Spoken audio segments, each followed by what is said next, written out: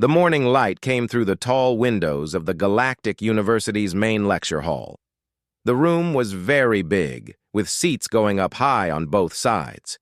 Students from many different species sat in these seats, waiting for the class to begin. There were Centaurians with their smooth, tall bodies. There were Vorthi with bodies made of hard crystal that shined in the light. There were Krell sitting in the back, their 4 strong arms moving quietly. And there were many others from worlds that HFY had never seen before arriving at the university. HFY was a human, and she looked different from everyone else in the room. Her skin was a light brown color, and she had just 2 arms, like all humans did. She sat in the middle of the lecture hall, trying not to look too nervous. This was her first big day at the Galactic University. She had come here as part of a cultural exchange program, which meant she got to study with aliens from across the galaxy. But it also meant she was the only human in most of her classes. The door at the front of the room opened, and Dr. Teo walked in. He was a Centaurian, very tall and very thin. His skin was light blue, and his head was smooth with no hair. Everything about him looked very smart and very serious. He carried a small device in his hand that controlled all the holograms in the room. Holograms were things made of light that could show pictures and videos in the air, just like magic. But it was really just very good technology. "Good morning, students," Dr. Teo said in a calm, clear voice. "Today we study something interesting. We study the ancient weapons of Earth. We study how humans fought before they had good technology." He moved his hand, and the air in front of the class filled with light. Pictures started to appear, showing different kinds of weapons from human history. The first one was a spear. It was just a long stick with a sharp point at the end. The next was a sword. It was a long, flat piece of metal with a handle. "These tools," Dr. Teo said, pointing at the weapons with his long fingers, "show us how primitive humans really were. Look at this sword. It is made of metal, yes, but look how simple it is. Just metal and a handle, no power source, no technology inside it, nothing smart about it at all." The other students made small sounds that meant they agreed with the professor. A Vorthi student named Kalen pointed at a bow and arrow displayed in the holograms. "Professor, this weapon is so weak," Kalen said. "It can only send 1 arrow at a time. Our weapons can fire hundreds of times in 1 second. "Exactly right," Dr. Teo said, and he smiled. "Exactly right. The humans had very slow weapons. They had weak weapons. And because of this, we know they were not very smart. They did not understand technology very well. If they had been smart, they would have made better weapons much faster." HFY sat quietly and listened. She had known this was coming. When she signed up for the class on xenoanthropology, which was the study of alien peoples, she knew she might hear things like this. People in the galaxy did not understand humans very well. They thought humans were stupid because humans did not have as much technology as other species. But HFY knew something that most people did not know. She had grown up learning about human weapons. Her family had taught her the old ways. Her grandfather had taught her how to hold a sword. Her grandmother had taught her how to use a bow. She had spent many hours practicing with these weapons, and she understood them in a way that Dr. Teo did not. Dr. Teo continued his lecture. He showed more weapons. He showed axes and hammers and spears. Each time he talked about how simple they were, how weak they were, how they proved that humans were not very smart. Humans took thousands of years to go from these simple tools to weapons that actually worked well, Dr. Teo said. "Look at the Krell. The Krell created advanced weapons 10 times faster than humans did. Look at the Vorthi. The Vorthi had energy weapons while humans still played with metal sticks. This shows that humans were slow. It shows that humans were not smart. It shows that humans were not ready to be part of the galactic community." A Gendak student, which was an insect-like being with many legs, made a buzzing sound that meant it agreed. Most of the class seemed to think Dr. Teo was completely right. But Hei-Wan had raised her hand. Dr. Teo saw her hand up in the air. He looked surprised. Humans did not usually ask questions in his class. Humans did not usually speak up when he was teaching. But Hei-Wan had her hand up, and she was looking right at him. "Yes?" Dr. Teo said. "Do you have a question?" Hei-Wan stood up slowly. She could feel every eye in the room looking at her now. All the alien students were staring at her. She was the only human they had probably ever met. She took a deep breath and spoke in a clear voice. "With respect, Dr. Teo, I think you are looking at these weapons in the wrong way," Hei-Wan said. "I think you are not seeing something important." The room became very quiet. No student had ever told Dr. Teo that he was wrong about anything. Dr. Teo's eyes got very wide. He looked interested and angry at the same time. "Go ahead," he said slowly.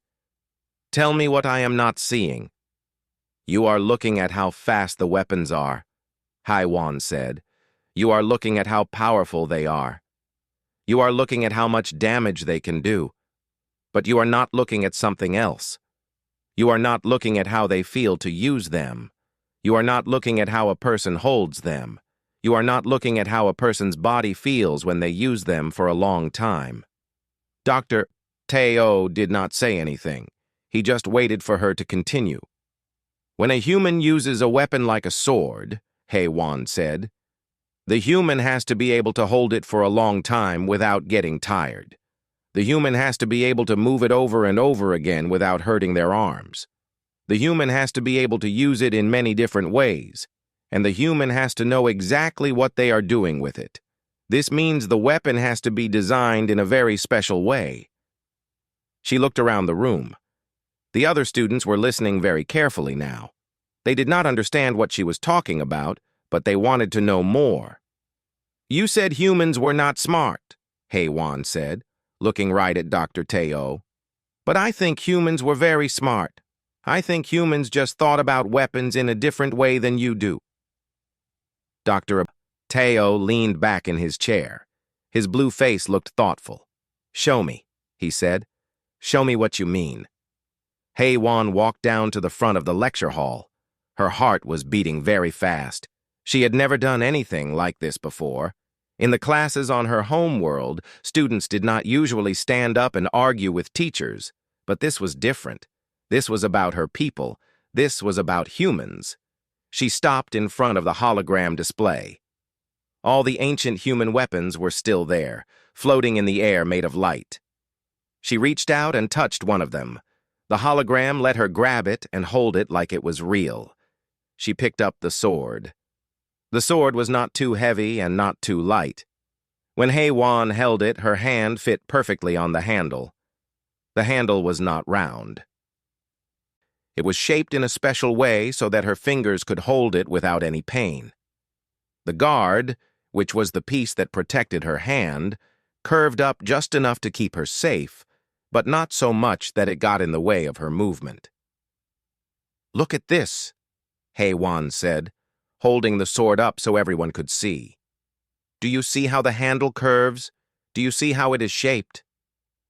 She moved the sword slowly through the air, showing how her arm and hand moved when she used it. A human warrior might swing this weapon 10,000 times in one battle. 10,000 times. If the handle was not comfortable, if it was not designed right, the warrior's hand would hurt. The warrior would get tired very fast. By the middle of the fight, the warrior would not be able to move the sword anymore. So the human warriors who came before me, they worked very hard to make the sword feel good to hold. They worked to make it so a person could use it many, many times without their arm hurting. Kellen, the Vorthy student, asked a question. "But that does not sound like something that would make warriors stronger. That sounds like you are trying to make things easy. Warriors should push through pain." "No," Hei-Wan said. "That is not right. Let me show you." She put down the sword and looked at the hologram display. She found what she was looking for. She grabbed a Krell war maul. The maul was a big, heavy weapon. It had a huge head made of metal and a long handle that was very thick. It was the kind of weapon that the Krell used because they had 4 arms and very strong muscles. "Watch what happens," HFY said.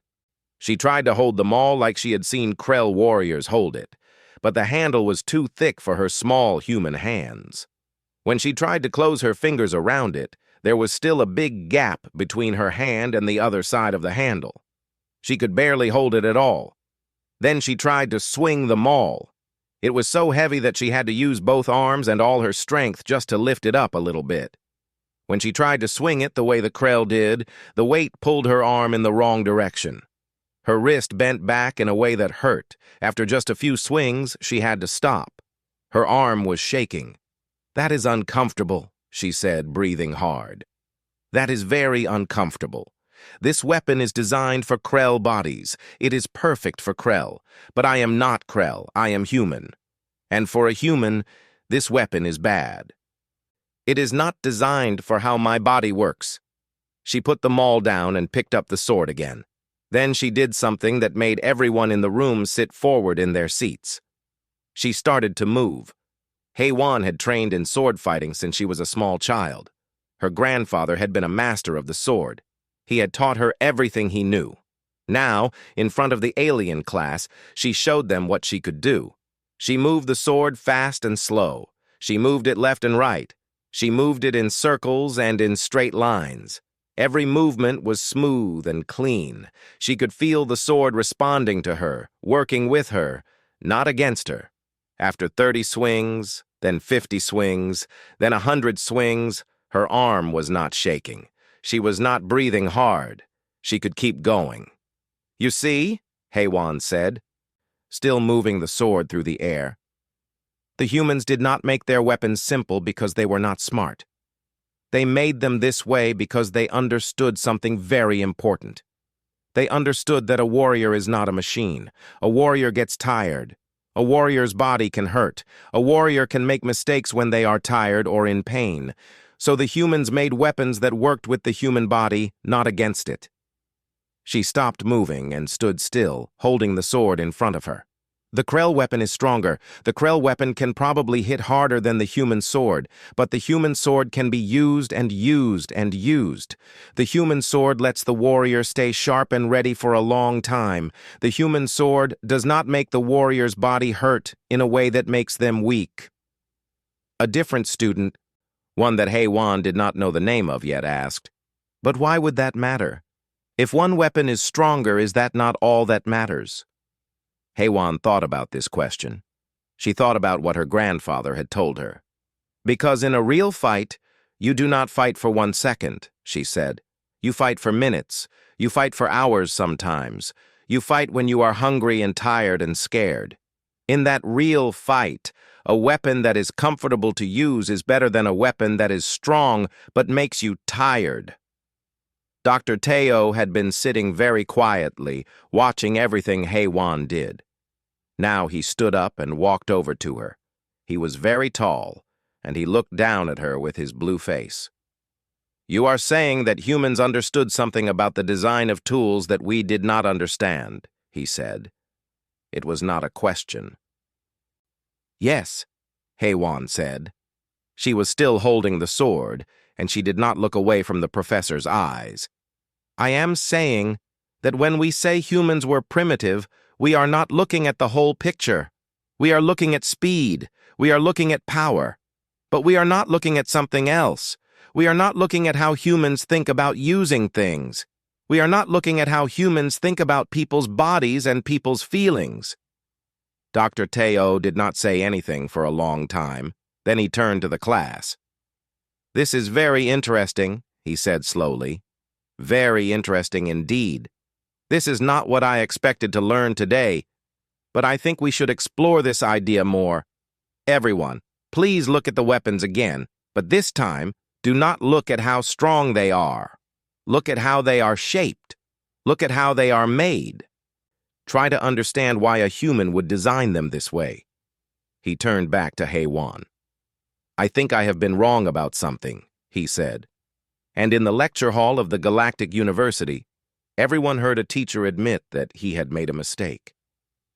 The classroom felt different now. The air seemed lighter, but also more serious. Students who had been sitting back in their seats were now leaning forward. They were thinking about what HFY had said. They were looking at the hologram weapons in a new way. Kalen, the Vorthy student who had questions before, raised his hand again. When Dr. Teo pointed to him, Kalen stood up. "You are saying that humans deliberately designed these weapons to be comfortable," Kalen said. "But why would that be important? Why would a warrior care about comfort?" "A warrior should only care about winning." HFY turned to look at Kalen. She did not seem angry at the question. She seemed like she was happy that someone wanted to understand. "Do you know what my grandfather told me?" she asked. "He told me that a weapon is not just a tool. A weapon is a part of you. When you hold a weapon every day, when you practice with it over and over, it becomes like your own arm. It becomes like your own hand." She held up the sword again. "When the weapon is comfortable in your hand, you can feel what it is doing. You can feel the air when you swing it. You can feel how it hits something. You know exactly where the point of the sword is at every moment. This is because the sword does not hurt your hand. The sword does not make your arm tired. Your mind is free to think about other things, like where the enemy is and how to stay safe." Another student, a Gendak, made a buzzing sound. In the Gendak language, this sound meant a question. The hologram translator showed the words. "But we have computers to help us think about these things. We have machines to tell us where to aim. Why would a human need to think about this?" "Because computers can break," HFY said. "Machines can stop working.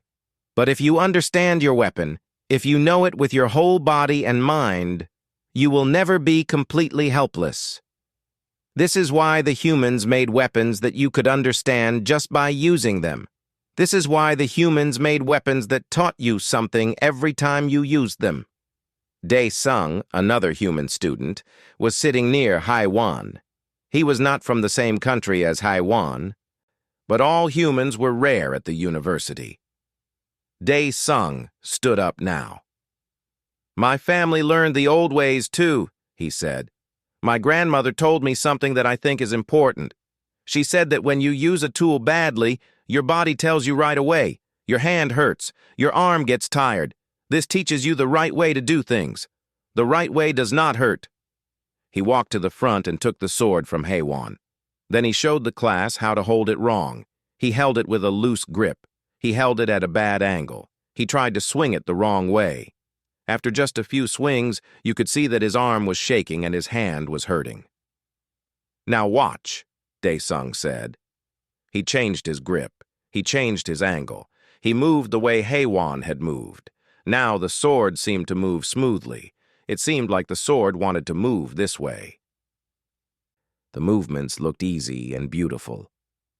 "The weapon tells you the truth," Dae-sung said. "The human weapons were designed so that the weapon itself teaches you. If you do something wrong, you feel it. If you do something right, you feel that too. You feel the difference. Over many battles, over many years of practice, the warrior learns what the weapon wants to teach." Dr. Teo was walking slowly around the room. He was thinking very hard. You could see it on his face. "This is a philosophy," he said slowly. "This is not just about weapons. This is about learning. This is about how humans think about learning and teaching." "Yes," HFY said. "Exactly yes. Humans did not have computers to help them learn. Humans did not have teachers who could just put information directly into their brains.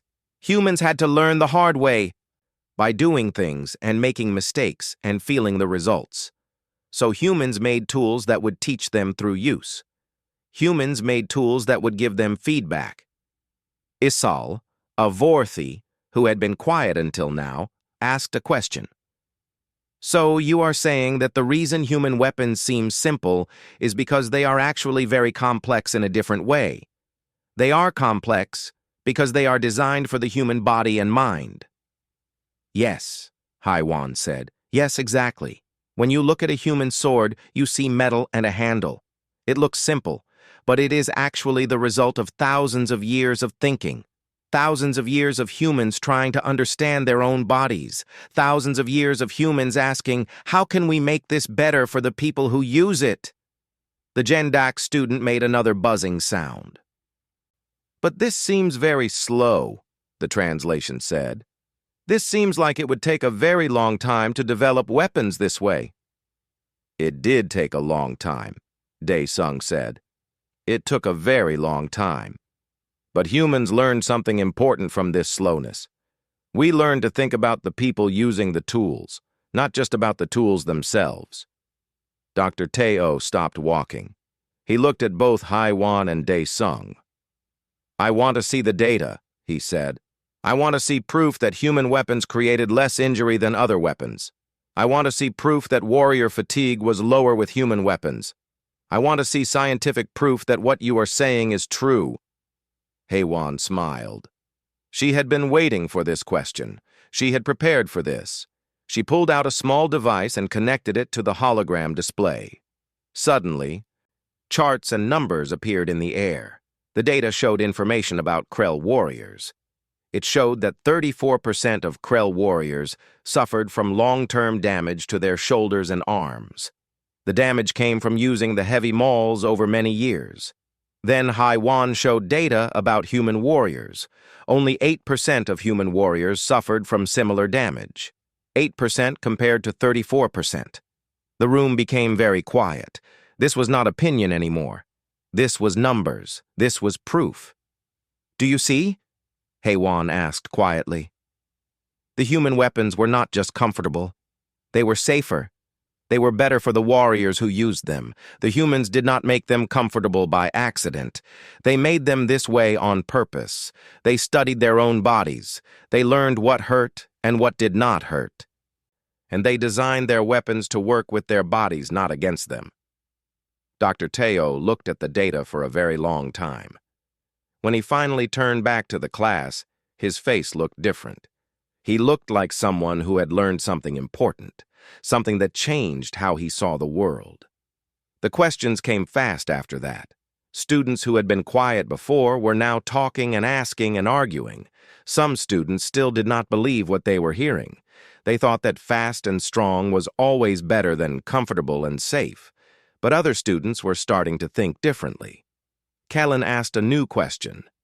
If humans understood ergonomic design so well, why did your species not progress faster to energy weapons?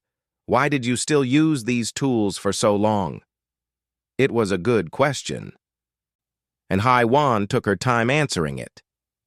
Because, she said, humans understood something that maybe other species did not understand. Humans knew that when you use a tool, that tool changes you. It teaches you things. An energy weapon is very fast. You point it and you press a button and something happens very far away. But with a sword, you have to be very close. You have to look in the eyes of the thing you are fighting. You have to feel what happens when you swing your weapon. You have to feel the result. Dae-sung added something. My ancestors believed that this connection was important. They believed that if you could not feel what you were doing, you could do bad things too easily. They believed that distance from consequences was dangerous. A Krell student, sitting in the back row, made a low sound that meant it was thinking hard. Then it spoke. You are saying that humans did not want to move away from weapons that made them feel the consequences of their actions. Yes, HFY said. Yes, I think that is right. For humans, that feeling of consequence was not a bad thing. It was a good thing. It taught us to be careful. It taught us to only fight when we really needed to fight. Dr. Teo stood up and walked to the display of data. He studied it for a long time. Then he turned to address the whole class. I have been teaching xenoanthropology for 27 years, he said. His voice was very calm and very serious. I have always believed that primitive species develop technology slowly because they are not intelligent. They do not understand how things work. They do not have the mental ability to create advanced machines. He paused and looked at HFY and Dae-sung. But I think I have been wrong. I think I have been measuring development in the wrong way. I have been measuring it by speed, by how fast a species goes from stone tools to energy weapons. But what if speed is not the most important thing? What if the way a species thinks about tools is more important than how fast they develop them? The whole classroom was listening very carefully now.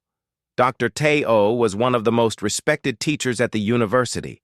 If he was changing his mind about something, it was very important. Humans took a longer time, Dr. Tae-oh continued, because they were asking different questions. They were not asking, what is the most powerful weapon? They were asking, what is the best weapon for a human being to use? These are different questions, and they led to different answers. Isal raised her hand. Are you saying that humans were actually smarter than other species, that they were thinking in a more advanced way? I am saying, Dr. Tae-oh said carefully, that they were thinking in a different way. Whether it is smarter or not is harder to answer. But I do think it means they understood something about technology and about themselves that we need to learn. Now, many students wanted to know more. They wanted to understand this new idea. They asked questions about human tools and human thinking. They asked questions about whether other species had this same kind of thinking. They asked questions about what this meant for how they thought about technology. HFY and Dae-sung answered the questions as best they could. They talked about how humans made tools not just for power, but for safety and comfort. They talked about how humans made tools that gave you feedback so you could learn. They talked about how humans believed that the way you did something was just as important as what you did. One student, a young Vorthi named Mira, asked a question that made everyone think very hard. Did humans not want to be the most powerful? Did humans not want to dominate other species? Dae-sung thought about this carefully. My family taught me that wanting power is easy, he said. Any species can want power. But humans learned something harder. We learned that there are things more important than power. We learned that having power and using it wisely are two different things. HFY added, when humans finally did create weapons that were very powerful, weapons that could destroy entire cities, many humans said no. Many humans said we should not use these weapons. Many humans said we should make laws about what weapons we could use. We had the power to do terrible things, but we chose not to do them.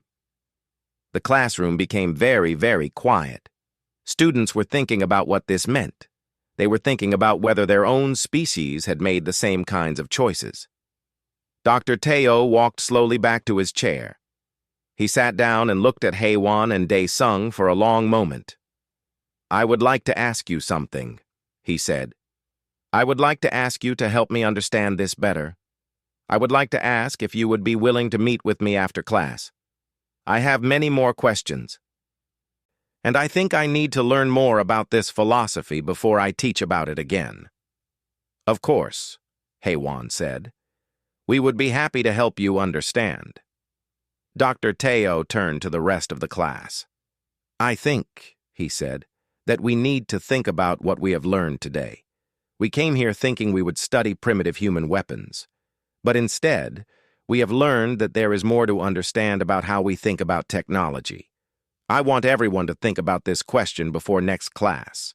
The question is, if humans were so primitive, how did they learn to think about technology in a way that seems smarter than how we think about it? The class was dismissed, but nobody left. Students crowded around HFY and Dae-sung, asking more questions. They wanted to know more about human weapons. They wanted to know more about human thinking. They wanted to understand this new way of looking at technology. For the first time since arriving at the Galactic University, HFY did not feel like an outsider. She felt like someone who had something important to teach. 3 days later, HFY sat in Dr. Tae-oh's office. The office was very large, with windows that showed the whole city below.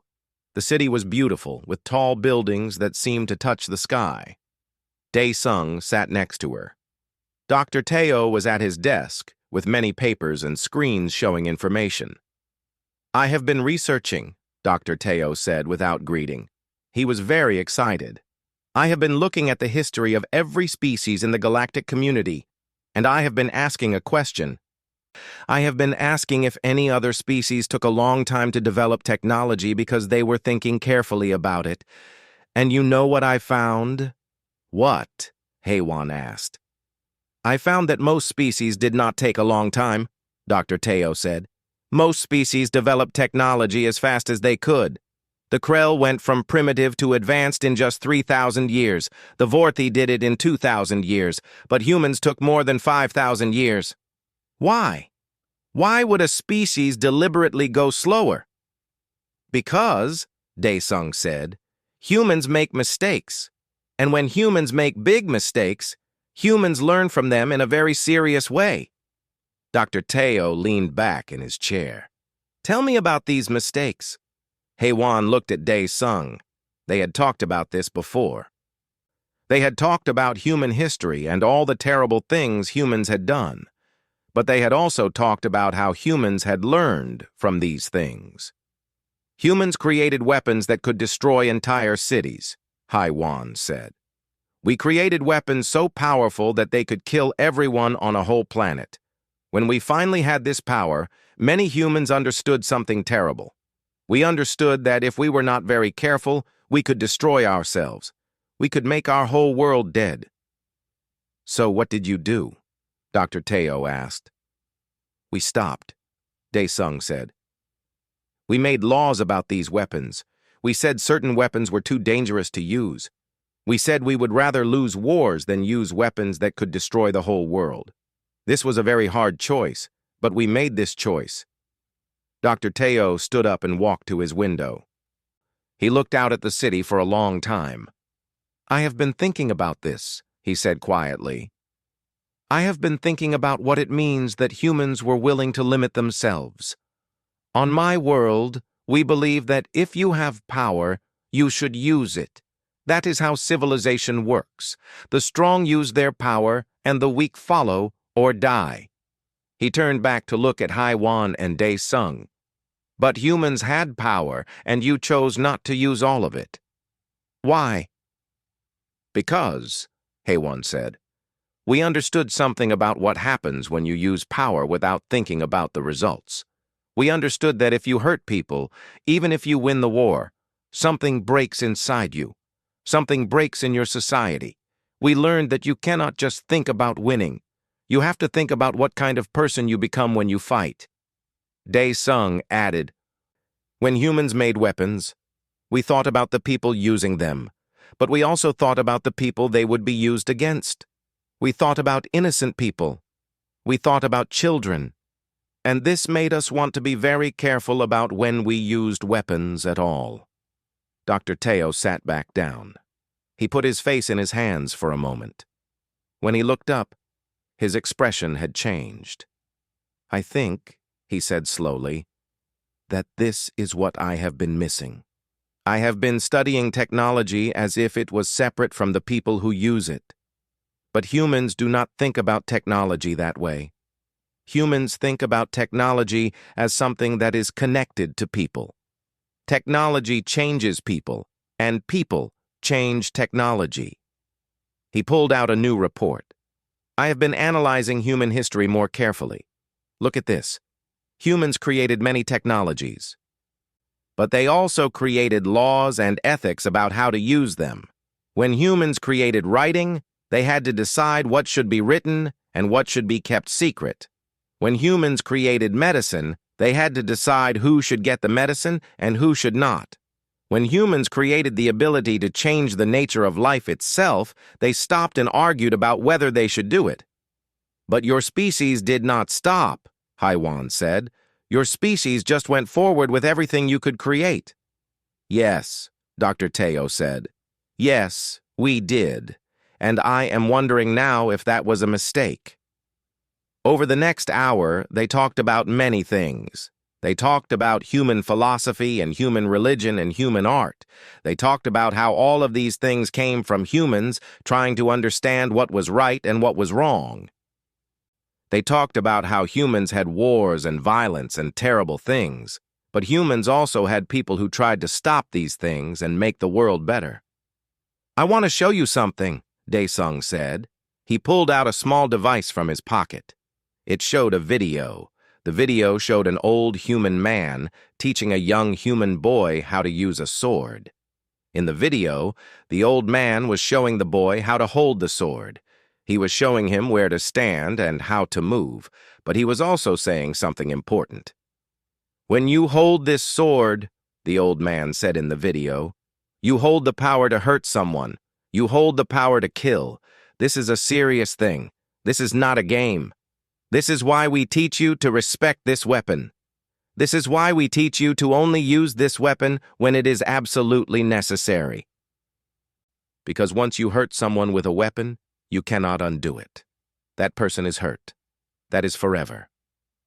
Dr. Teo watched the video very carefully. When it finished, he was very quiet. "This is why humans took a long time," Haiwan said softly. "Humans were not slow because we were not smart.